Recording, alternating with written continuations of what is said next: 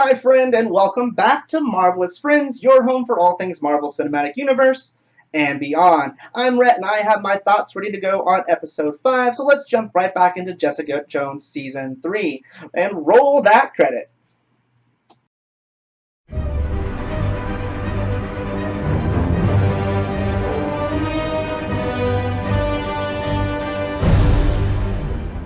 Here it comes. It's happening just like I thought it would. The crumbling begins, but first we're going to start off with our main character. Now fully partnered up with Trish, Jessica is able to be a lot more sneaky as she has an ally that Salinger knows nothing about. This allows them to kind of divide their attention and properly search his place, often with one of them following Salinger to make sure he is out and the other one sneaking in to gather evidence. Though this partnership is not going smoothly, as Jessica and Trish both have very different views on what they should do every step of the way. I find myself often siding with Jessica, of course, in these arguments as I agree with her experience, as just calling the cops on someone who they have very little evidence against really is not the way to go and ultimately will do them no good. In one of these stakeout instances, though, we get some pretty good information and find out that, in fact, Salinger is a serial killer with a resume that goes back about 10 years. They were able to collect pictures of his trophy catalog, a collection of photos of each of his victims that he's had over the years. We actually see this process happen in the opening scenes of the episode while we watch Salinger go through these steps. And in fact, he develops these photos for his trophy book while in the victim's home. On one of these followings of Salinger, we get another very interesting piece of information. While she's out following him, she happens across Eric, who's approached by Salinger.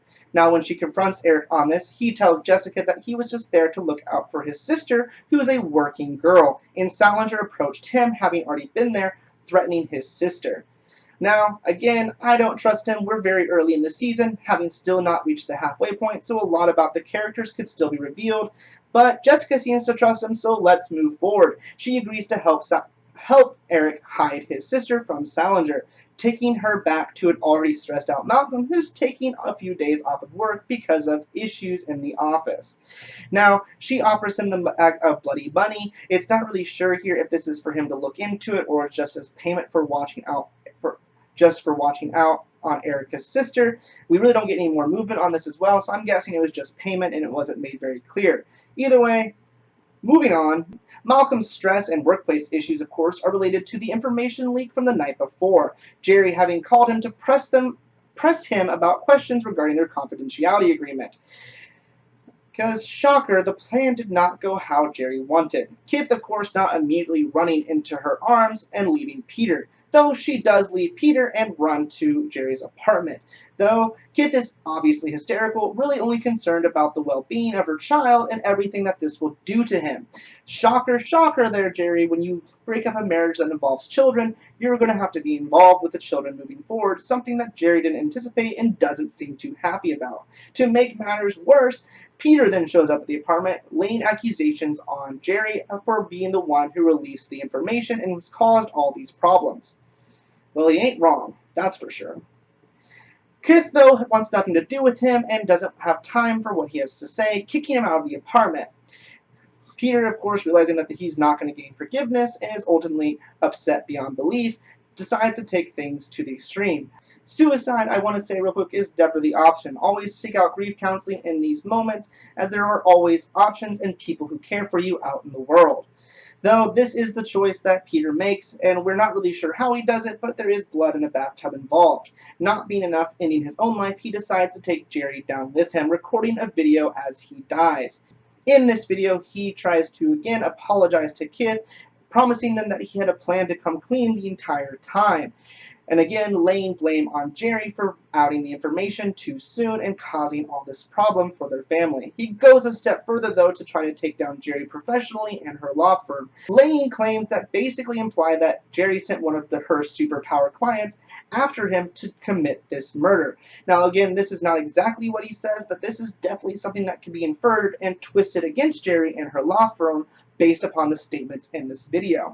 And it does. Almost instantly we flash back to the office where we see that it's absolute chaos as client after client is dropping the firm. Kaya fills in Malcolm over the phone, who seems extremely distraught about what is going on. Kaya pushes questions asking if he has something to do with this, and with not so cryptic answers, he basically tells her, yeah, I did something that probably could have led him down this path. Jerry, though, is not concerned about the office and immediately worries about her own self-worth as she runs off to try to talk to Kith again, who, on the phone, tells Jerry never to speak to her again.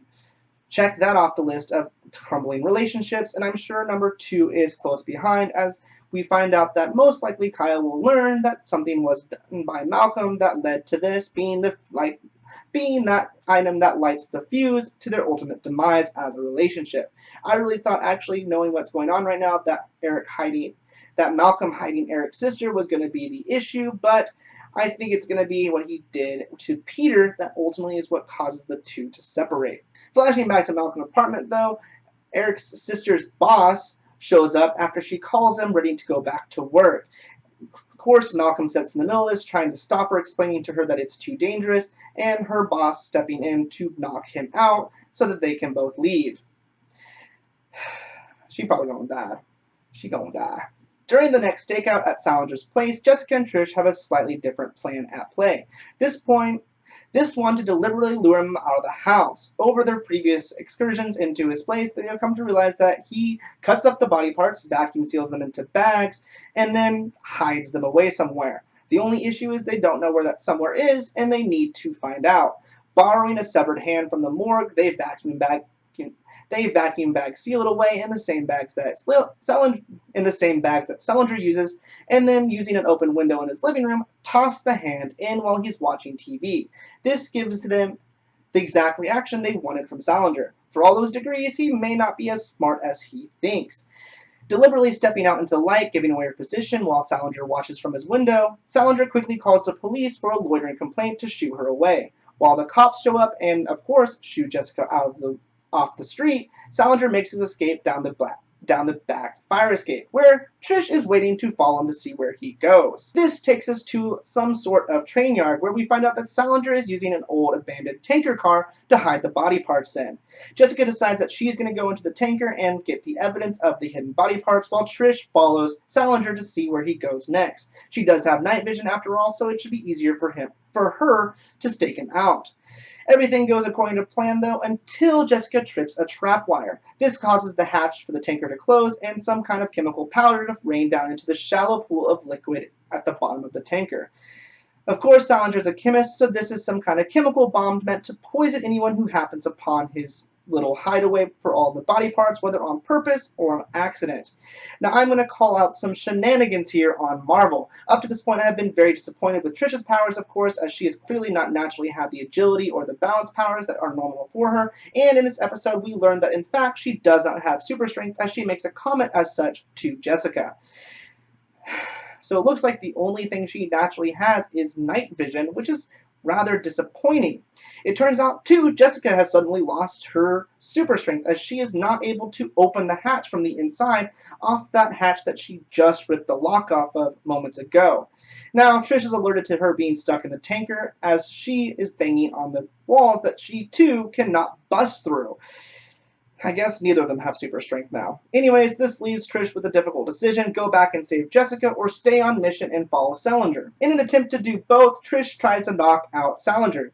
Unfortunately, it's unsuccessful as he immediately hops back up and tells Trish that Jessica has only 30 seconds as we flash back to a tanker with Jessica in it succumbing to the poison. Trish, of course, chooses Jessica over Salinger, letting him get away as she returns and easily rips open the hatch that Jessica, who does have super strength, was not able to open only moments ago.